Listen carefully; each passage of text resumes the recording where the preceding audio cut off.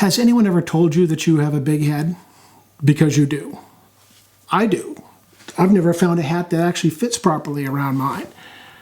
But it turns out that the human head, and specifically the brain within it, creates a few problems for the logic and assumptions behind naturalism and evolution. Charles Darwin had a treasured maxim. He said, "Nature does not make a leap."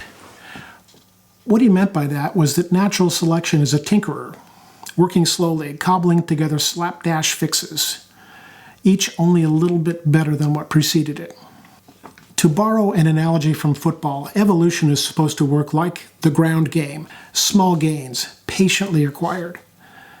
But with human intellectual capability, it's nothing like that. We know from anatomical comparisons that early modern humans were basically identical to us. In a geological blink of an eye, modern humans arrived to invent the harpoon and the fishhook, the rope and the sewing needle, the pigments to paint a cave, and the oil lamps to see their own work. There's been nothing like it before or since. It's not like the ground game. It's more like a Hail Mary pass. And if you think about the genius of a Shakespeare or a Picasso or an Einstein, it's really like a Hail Mary pass from a stadium on the other side of town. Here's why this is a problem. Natural selection is supposed to work along the lines of a cost-benefit analysis. This means that any benefit in one area has to come at an acceptable cost somewhere else. If the cost is too high or the benefit too small, the organism in question ends up on someone else's entree menu. Human beings devote 35% of their blood flow just to service the brain, much more than other animals. As a result, we are typically weaker, slower, and with poorer reflexes than our competitor species when we first arrived. Think of this from the standpoint of the first humans. Weaker? Bad. Poorer reflexes? Bad. Slower? Really bad.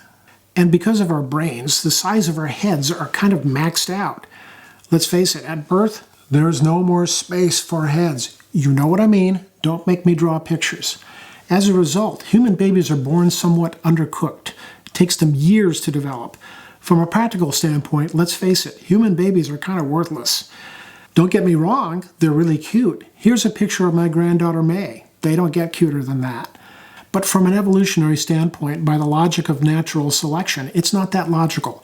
We would have been better off with babies that are a little more autonomous shortly after birth, a little less intelligent maybe later on.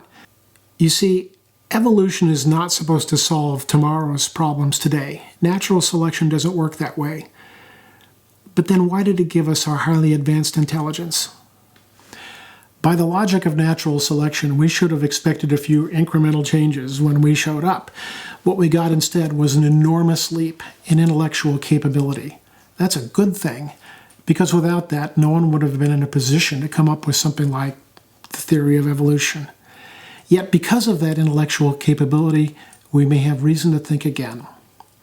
You can find out more about the amazing human mind in Chapter 13 of The God Abduction.